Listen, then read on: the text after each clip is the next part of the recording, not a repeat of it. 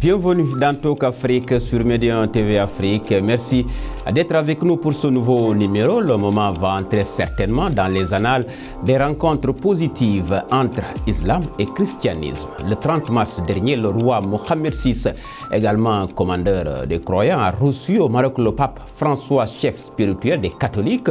Il a été beaucoup question lors de cette visite du souverain pontife du développement du dialogue interreligieux, de la compréhension mutuelle entre fidèles des deux religions, visite en marge de laquelle les deux souverains ont signé un appel en direction de la préservation du caractère multireligieux de la ville de Jérusalem, ville du Proche-Orient, très importante d'ailleurs pour la religion chrétienne et la religion musulmane, qui désigne la ville par Al-Quds.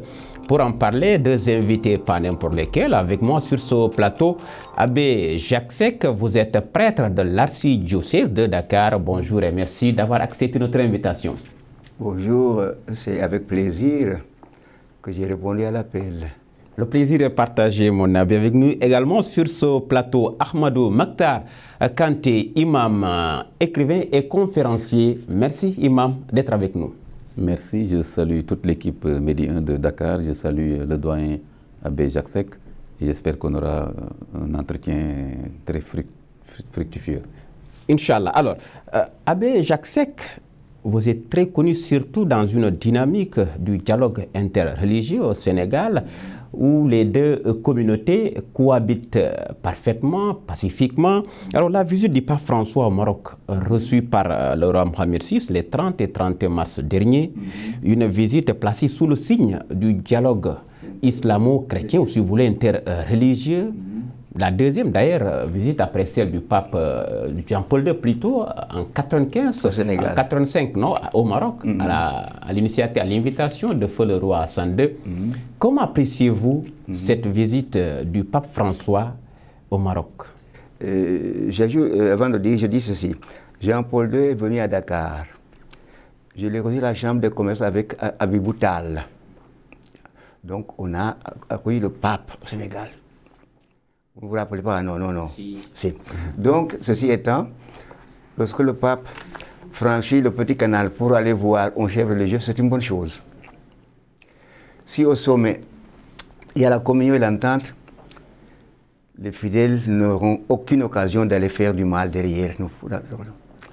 Donc, que le Saint-Père ait été au Maroc, gloire à Dieu.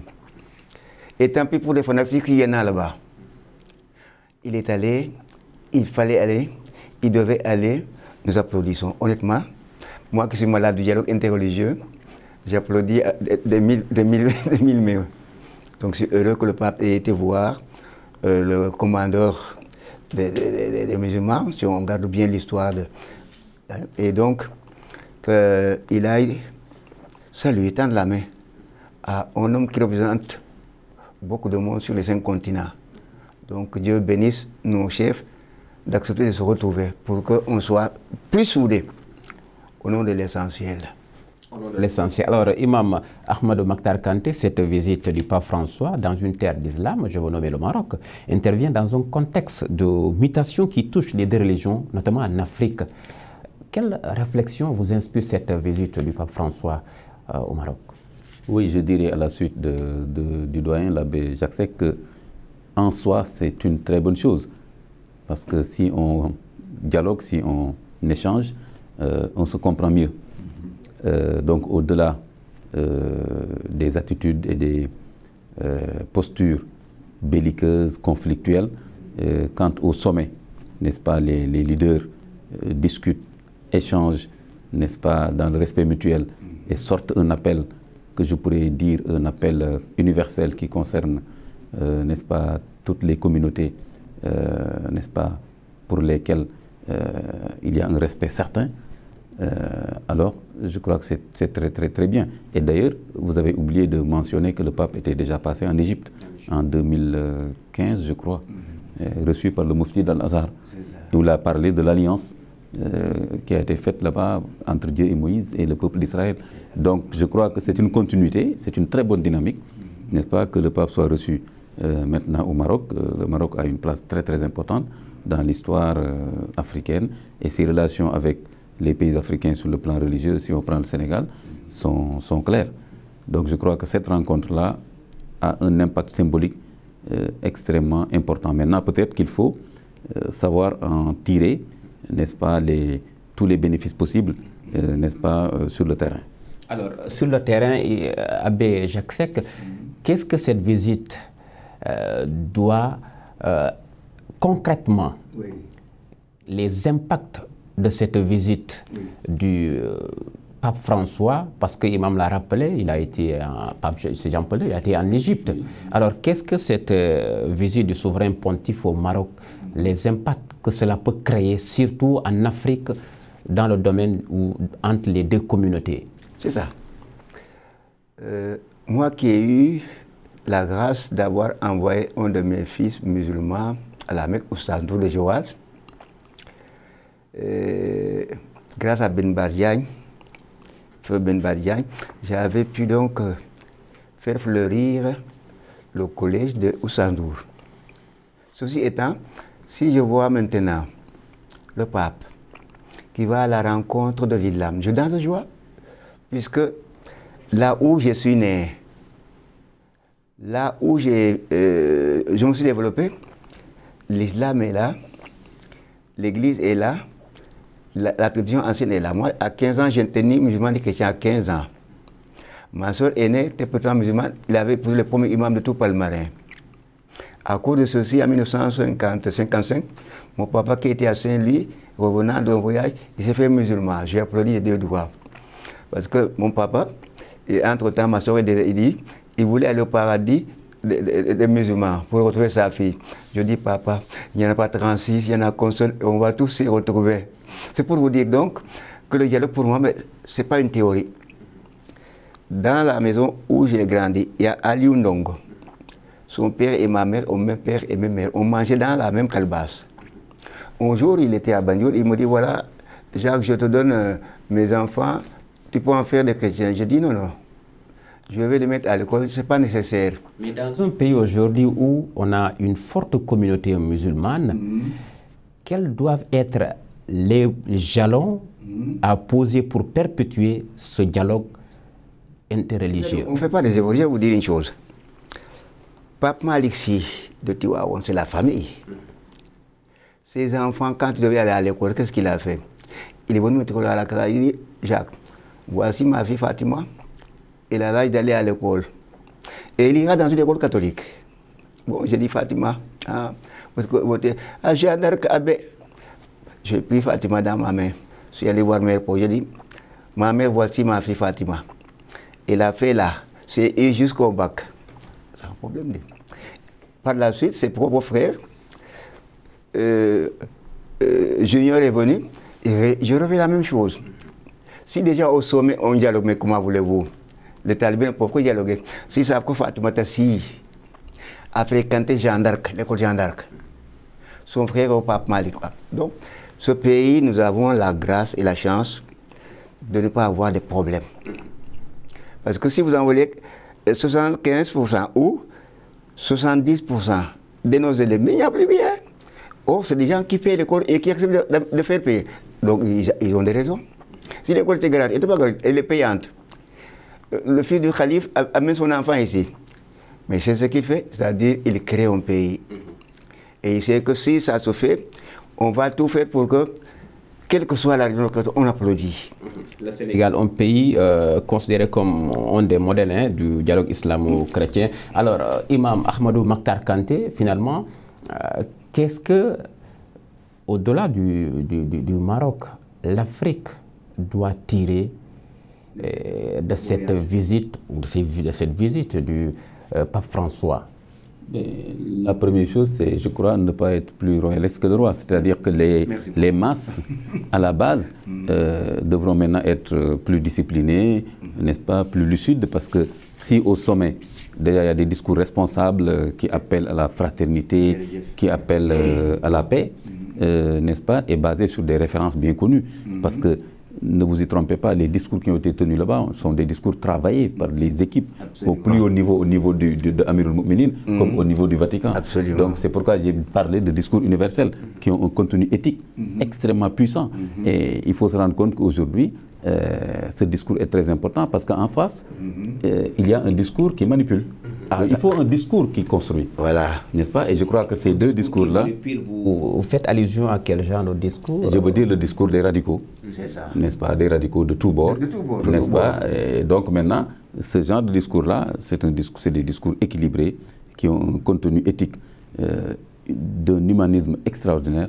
Donc, ce qui fait que les gens maintenant ont du contenu et ils ont aussi, n'est-ce pas, cette rencontre symbolique qui montre que les différences de religion ne sont pas un problème en soi. Chacun doit apprendre à mieux connaître l'autre et non pas apprendre à tuer l'autre et avoir peur de l'autre. La compréhension mutuelle entre fidèles des deux communautés. En tout cas, cette visite du souverain pontife est également saluée en Afrique, à l'unanimité, notamment au Niger, à l'instar du Maroc. Le pays compte une très forte majorité de musulmans, estimée à 95% de la population. Et pour ces dernières, comme pour leurs compatriotes chrétiens, ce déplacement du pape en terre africaine et musulmane constitue un pas non négligeable dans la lutte contre l'intolérance religieuse. Et c'est un sujet de notre correspondant à Niamey, Jean Djibril William. À la chapelle de l'archevêché de Niamey, quelques fidèles se recueillent autour de la statue de la Vierge Marie. À l'instar de la communauté chrétienne du Niger, c'est avec joie que Madame Fatouma a accueilli la nouvelle de la visite du pape François au Maroc, un geste dans lequel se retrouvent particulièrement les chrétiens résidant au Niger. Quand notre premier pasteur lui-même emploie tous ses efforts pour aller en direction de ces pays, pour rencontrer les musulmans et l'islam, je pense que c'est une très bonne chose. C'est une joie pour nous aussi aujourd'hui de voir qu'il est au Maroc, un pays à forte majorité musulmane comme le Niger. Et ça fait vraiment la fierté, pas seulement du Niger, mais de tous les pays sahéliens que nous sommes. Autre décor, autre confession, mais le sentiment reste le même. Nous sommes vendredi et c'est jour de prière à la grande mosquée de Niamey. Ici, peu sont au courant de la visite du souverain pontife au Maroc, un geste tout de même salué par la communauté. Je viens de l'apprendre, mais quand même c'est une bonne chance, ça permettrait vraiment de tisser les relations entre les religions. Parce que les deux religions prennent pour la paix. Donc si le pape va au Maroc, je pense très bien qu'il sera très bien accueilli par les Marocains. Pour le peuple nigérien, c'est vraiment un grand travail que le pape est en train de vouloir faire pour montrer que l'islam n'est pas contre les autres religions et que l'islam est une religion de paix et de stabilité dans tout le monde. À l'instar de leurs homologues marocains estimés à seulement 30 000 fidèles, les chrétiens ne représentent pas plus de 3% de la population nigérienne. Une communauté qui a toutefois réussi à s'intégrer dans un pays réputé attaché à la religion musulmane. Les deux communautés s'accordent une nouvelle fois dans la pertinence de ce déplacement du souverain pontife en faveur de la tolérance religieuse. Au sujet de notre correspondant à Niamey au Niger, Jean Djibril William. Abbé Jacques Seck, finalement, cette visite du pape François au Maroc, on peut la considérer comme un tournant décisif dans le dialogue islamo-chrétien, même si il peine à prendre forme dans certains pays africains. Oui. Il faut bénir et remercier le gouverneur du Niger. Il y a 3 ou 4 ans, j'étais là-bas. Je ne sais pas à la suite de quoi, j'ai pu visiter le Niger. Et alors je me suis dit, cette terre, vous n'avez même pas, je crois, 5% de chrétiens, il n'y en a pas. Et pratiquement pourtant, ils ont voulu faire là-bas la réunion internationale de dialogue islamo-chrétien. C'était il y a 3 ans, je crois. Wow. Je les ai remerciés d'avoir cette idée alors que pratiquement il n'y a pas de chrétiens chez vous. Mais les quelques rares personnes qui sont là, vous les respectez au point d'accepter qu'au niveau de toute l'Afrique, ils viennent se réunir chez vous. Je les avais remerciés effectivement. Donc que le pape lui-même maintenant soit invité à aller au Maroc, une terre où effectivement l'Église est vraiment minoritaire, le roi est béni de Dieu, le pape magnifique aussi, qui accepte d'aller dire bonjour à toute une communauté où les 1% est chrétien, ou peut-être un peu moins. C'est-à-dire, je me réjouis que le roi ait invité le pape et que le pape ait accepté d'aller dire bonjour à des croyants. Il ne convertira jamais quelqu'un là-bas. Personne ne le convertira non plus, mais ils font l'essentiel. Ils se déplacent parce qu'il a reconnu quelqu'un, le roi et sa communauté. Le roi aussi magnifique.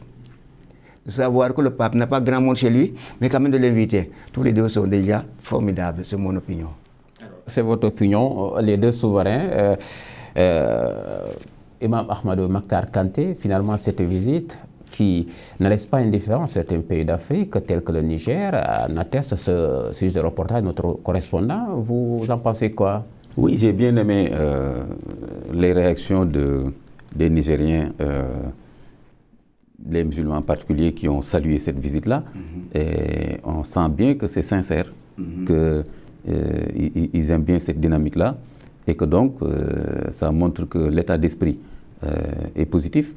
Et quand même, c'est ça qui correspond même vraiment à ce que l'islam a enseigné en termes de relations avec les autres religions. Dans le Coran, il y a plein de références. Discuter avec les gens du livre, n'est-ce pas? Déjà, l'appellation gens du livre, c'est très respectueux de la meilleure des façons. Le prophète a établi une convention de bonne entente, de bon vivre ensemble à Médine, n'est-ce pas, avec les juifs et d'autres minorités là-bas. Donc, c'est simplement des accidents de l'histoire qui font que certaines personnes puissent manipuler les références religieuses pour mettre les hommes face à face comme des loups qui se déchirent. Donc là, il faut restaurer, n'est-ce pas, le discours originel, n'est-ce pas, de respect mutuel, pour qu'on n'en arrive pas justement à des drames comme ce qui s'est passé en Centrafrique, comme ce qui peut se passer dans d'autres pays, où effectivement le discours religieux est manipulé par des gens qui en général ne sont pas des références dans leur communauté. Donc il faut faire attention pour ça, mais il faut leur opposer justement aussi un discours très élaboré et au plus haut niveau. Et c'est ce qui vient de se faire au Maroc. Tous les autres pays pourraient s'inspirer de cela. Et bien sûr, on n'a pas tous les mêmes réalités, mais s'inspirer de cette dynamique-là et que les autorités religieuses chrétiennes, musulmanes de tous les pays puissent effectivement prendre n'est-ce pas, la même dynamique. Alors, vous avez cité un pays, Centrafrique. Vous pensez que cette dynamique peut contribuer à consolider la paix sociale dans ces pays un peu déchirés par ces conflits intercommunautaires ou interreligieux? Mais oui. Et d'ailleurs, je me demande, est-ce que si on n'en tient pas compte, on peut trouver une solution durable? Donc je ne dis même pas que c'est nécessaire, c'est important que les autorités religieuses s'impliquent, mais je me dis même si elles ne sont pas là, est-ce qu'on peut trouver une solution durable? Parce que ces populations-là sont très croyantes en général en Afrique. Et ensuite, puisqu'il y a des gens qui manipulent ce discours religieux, il faut qu'il y ait des autorités, n'est-ce pas, lucides, qui connaissent bien leur patrimoine, qui connaissent bien leur pays et qui sont capables justement de faire face à ce discours et d'aller sur le terrain s'entretenir avec les communautés pour que les gens sachent faire la différence entre les discours de manipulation, toute cette affaire-là de guerre de civilisation, etc. Même le monsieur qui vient de massacrer les musulmans là-bas en Nouvelle-Zélande, vous voyez que tout ce qu'il dit, ça ne repose sur rien du tout. On ne peut pas imaginer un Jésus demander à quelqu'un d'aller tuer des enfants dans une mosquée. Donc c'est de la pure folie. Mais il faut quand même un discours, n'est-ce pas, qui permet aux masses, n'est-ce pas, musulmans et chrétiens dans ce cas particulier, de savoir qu'elles peuvent vivre ensemble et chacun peut cultiver sa spiritualité. Et cette spiritualité-là doit même être enrichie par la spiritualité de l'autre parce qu'on cherche à la découvrir, à voir en quoi est-ce qu'on peut partager des fondements, mais aussi pourquoi il y a des nuances dans certaines compréhensions.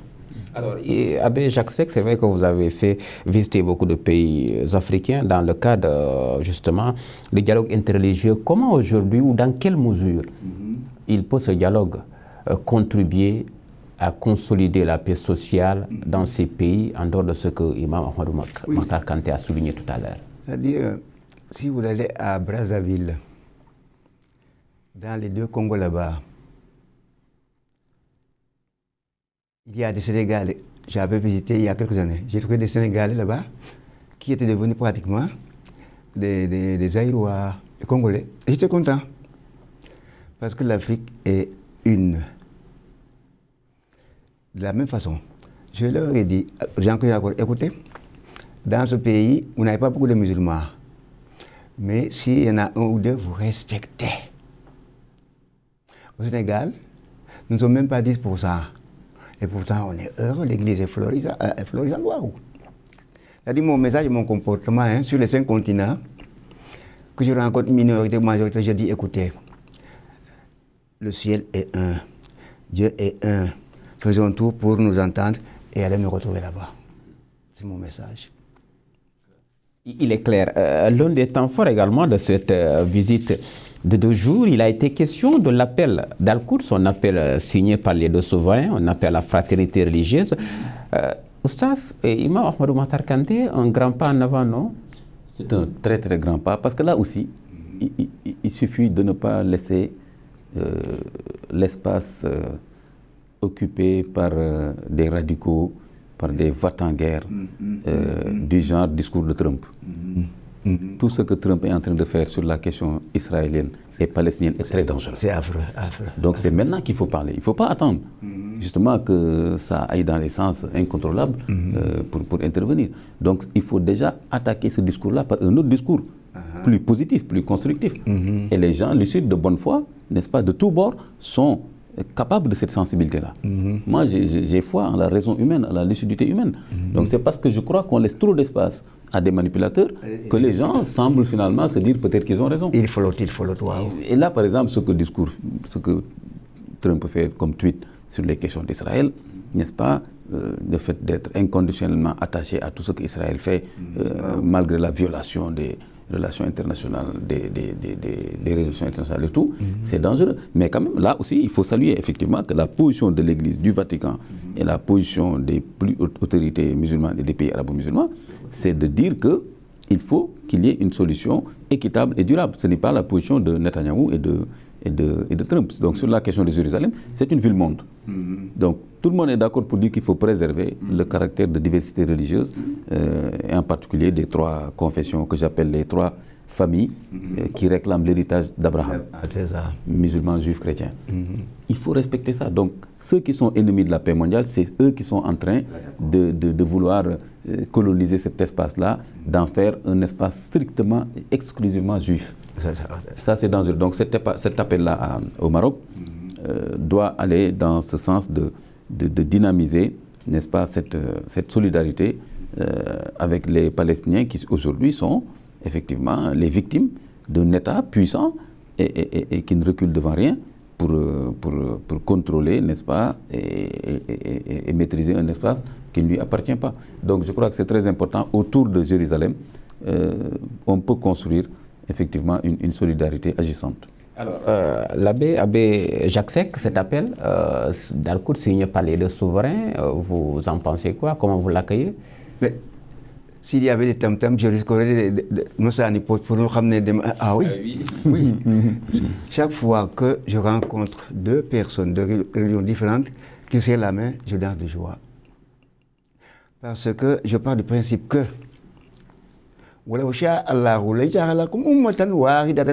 puisque Dieu accepte le pluralisme, mais qui suis-je pour ne pas danser de joie? Je vous ai dit tout à l'heure que la moitié de ma famille est musulmane. Dans la même famille où je mangeais, j'avais Aliou Sandindong, sa mère, mon père et ma mère. Il a même voulu me donner ses enfants pour que je les catéchise. J'ai refusé, ce n'est pas nécessaire. Mais je vais les payer la scolarité qu'ils aillent à l'école. C'est vous dire. Donc pour moi, que ces 2 autorités au sommet de nos systèmes se rencontrent, je donne joie parce que ça va diminuer le fanatisme sur la fatalité. Waouh! Oui, le roi est allé voir un responsable de l'Église. Les fanatiques musulmans n'ont plus rien à dire. Les chrétiens, mais le roi est venu et le pape l'a salué. Lilan Lanak, qui suis pour vouloir être plus chrétien que le pape. Donc je remercie le Seigneur que ce geste se passe devant les télévisions, les radios du monde entier. Il y aura des discours qui vont faire beaucoup de bien. Il y aura nécessairement des gens qui ne comprennent rien, des fanatiques, d'accord. Mais plus on ira, moins il y aura des fanatiques, parce qu'ils comprendront que l'essentiel n'est pas dans la religion. C'est dans le cœur. Ce qui importe, ce n'est pas des chrétiens musulmans, c'est d'être un homme qui respecte Dieu, qui adore Dieu, qui accepte que les adore Dieu d'une manière différente. Mais dans les profondeurs, c'est la même chose. C'est le même comportement. La ilaha illallah. Wow, d'accord. Le fanatique, il n'est pas intelligent. Il croit que son langage, celui-ci parle bambara, malingue, serrère, français, portugais. Mais où est le problème? Pourvu que ce qu'ils disent puisse être utile à tout le monde. Si ma religion c'est uniquement pour une ethnie, c'est pas la peine. Mais si ma religion me permet de faire une école pour tout le monde, où les 75% des élèves sont musulmans, c'est le cas du Sénégal. Donc je suis heureux que ce geste va encore diminuer le fanatisme de certains qui n'ont rien compris. Un musulman authentique qui maîtrise le Coran et la Bible sera difficilement fanatique. Difficilement. On peut être aussi de mon genre, qui lit le Coran tous les jours pour mon plaisir. Que je sois fanatique, il faudra mettre du temps. Parce que je sais que l'islam sanctifie des choses. Le bouddhisme, le Bouddha aussi sanctifie des choses. L'Église aussi. Si Bouddha, que je reconnais, que je respecte, a pris forte raison, mon père, qui s'est fait musulman à la fin de sa vie, à cause de sa vie qui était l'imam du village, la femme de l'imam du village. Donc, je ne peux qu'applaudir quand quelqu'un essaie de nous unir. Alors, très bien. Juste en quelques secondes, Imam Ahmed Matar Kanté, au mot de la fin. Poursuivre cette dynamique-là de dialogue, d'échange, de collaboration et avoir foi, être optimiste que les hommes sont capables de bien, n'est-ce pas, et ne pas être découragés par les radicalismes de tous bords. Merci. Merci à vous. C'est la fin de cette émission Talk Afrique qui avait l'honneur et l'immense plaisir de recevoir Abbé Jacques Seck, prêtre de l'archidiocèse de Dakar, imam chrétien, comme il nous le rappelle, avec nous également Ahmadou Makhtar Kanté, imam, écrivain et conférencier. Merci donc, merci d'être venu sur ce plateau. Merci également à vous d'avoir été des nôtres. Cette émission, vous pouvez la retrouver sur notre site internet de Médion TV Afrique. Grand merci aux équipes techniques et rédactionnelles. Merci à vous de nous avoir suivis.